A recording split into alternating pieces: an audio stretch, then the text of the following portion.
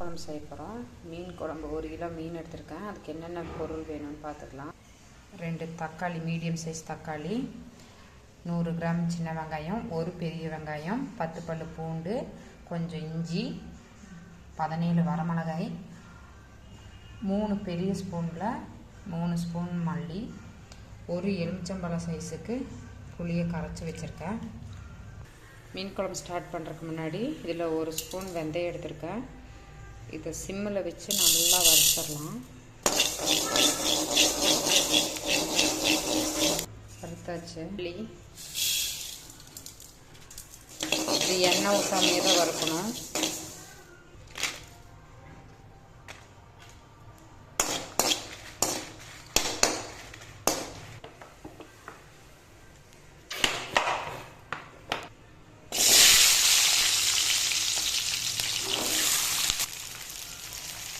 சின்ன வெங்காயம், பூண்டு, இஞ்சி எல்லாமே ஒன்றா போட்டுட்டேன்.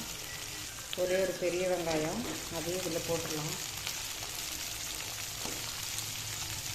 இது ரொம்ப வணங்கணும்னு இல்லை, லைட்டாக வணங்கினா போதும். 2 தக்காளியை கட் பண்ணி வச்சுருக்கிறதையும் போட்டுறேன். கொஞ்சம் நேரம் நல்லா சூடாகிற வரைக்கும் வணக்கினா போதும். இந்த அளவுக்கு வணங்கினா போதும், ரொம்ப வணங்கணும்னு அவசியம் கிடையாது.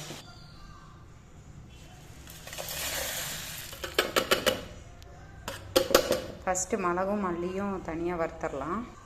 வறுத்ததை பொடி பண்ணி ஃபஸ்ட்டு அதுதான் அரைக்கணும். அதுக்கப்புறம் தான் வெங்காயம் தக்காளி அரைக்கணும், இல்லாட்டி அரையாது. மிளகா அரைச்ச ஜார்லேயே கொஞ்சமாக லைட்டாக மஞ்சத்தூள், தாளிக்கிறதுக்கு சின்ன வெங்காயம் சதைச்சிக்கலாம்.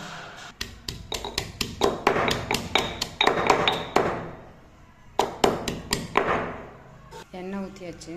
சதைச்சி வச்சுருக்க சின்ன வெங்காயம், கருவேப்பிலை, பச்சை மிளகாய் கீரி போட்டிருக்கேன்.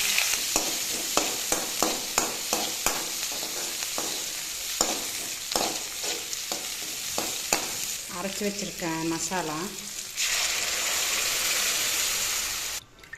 புளி தண்ணி நல்லா வடிகட்டி வச்சுருக்கோம், அதுவும் ஆட் பண்ணிடலாம். அதில்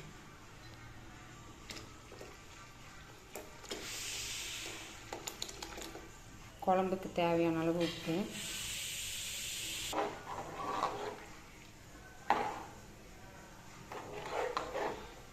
வறுத்த வெந்தயத்தை பொடி பண்ணிக்கலாம். குழம்பெல்லாம் மிக்ஸ் பண்ணிவிட்டு மூடி வச்சுக்கலாம். இந்த மாதிரி லைட்டாக கொதி வரும்போது பொடிச்சு வச்சுருக்க வெந்தயத்தை அப்படியே தூவி விட்டுருங்க. விளக்கி விட்டுருங்க.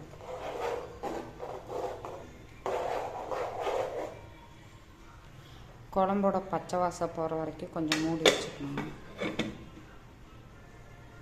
லைட்டாக கொஞ்சோண்டு தேங்காய் எடுத்துக்கோங்க. தேங்காய் பாலாக அரைக்கிறதுக்காக இந்த தேங்காய் போட்டிருக்கேன். இதை அரைச்சி இதுலேருந்து கொஞ்சம் பால் எடுத்து ஊற்றிக்கலாம். டேஸ்ட்டு சூப்பராக இருக்கும். குழம்பு நல்லா கொதிச்சிடுச்சு. மீன் போட்டுக்கலாம்.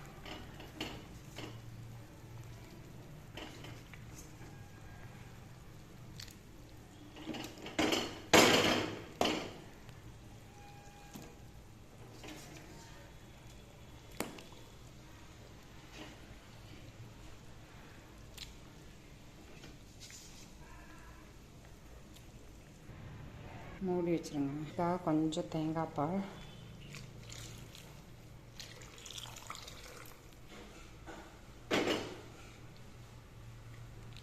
தேங்காய் பால் ஊற்றி ரொம்ப நேரம் கொதிக்கக்கூடாது. மீனும் இன்னும் கூட கொஞ்சம் வேகணும்.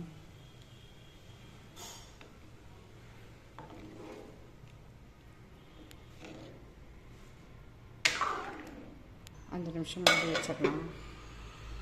மீன் குழம்பு ரெடி. கருவேப்பிலை தூவி சாப்பிடலாம் வாங்க.